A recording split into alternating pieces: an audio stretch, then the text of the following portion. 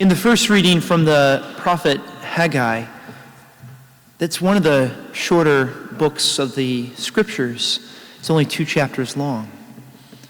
In the first chapter, which you read yesterday, is about building the new temple. And then today, they've built the temple, nowhere near to the same glory as that of the Temple of Solomon. But the older people who had seen the glory of Solomon's temple were complaining and lamenting about the lesser stature of this second temple.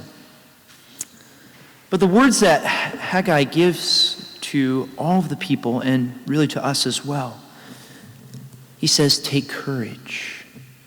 In the language that's used here, he's actually using the imperative. He's like, take courage. I think one of the dangers and the temptations that we can have is living in a post-Christian age is that, man, the church has changed, and in some cases it seems that the church is a shell of what it once was. In one sense, yes. We have a lot of people who are no longer practicing, going to other churches that are more conducive to making you feel better and kind of business enterprise. But Haggai reminds us by telling the people, he tells them he reminds them of the salvation history, where they're coming from. With the people of Israel being delivered from Egypt, and what the Lord has promised to them. But even more so for us as Christians, we need to remember where we come from. We come from the reality of who Jesus is.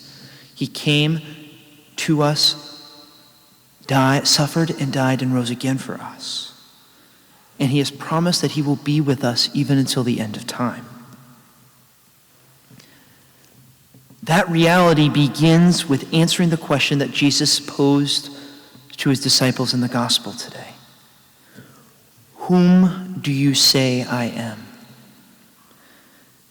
If we believe that Jesus is who we say he is, we can grow. But it requires us not to just say the words, but live them. To not just be complacent or complain about how the sanctuary looks or how the ceiling's falling or whatever. But more importantly, it's about how we live out our lives. Because there can be Catholic churches that may not even look like a Catholic church, but the faith in that community is strong. And there can be cathedrals, beautiful cathedrals, that are now just merely museum pieces because of the loss of faith there. Don't be discouraged about where we are right now. Have courage. Take courage. Because it requires us to work in the vineyard that God has placed us in, whether it is as a student or whether we're past working age, but we're called to work in the vineyard and to imitate Christ in what we do. And we're called to share in the joy of Jesus and not in the cynicism of what can so many of us, depending on what other side of the baptismal font you like to swim on.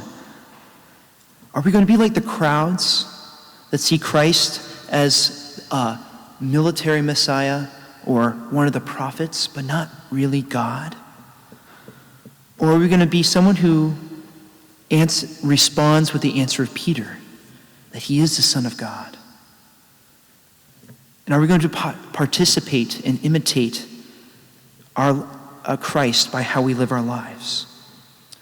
Today we celebrate the feast of St. Cosmas and Damian.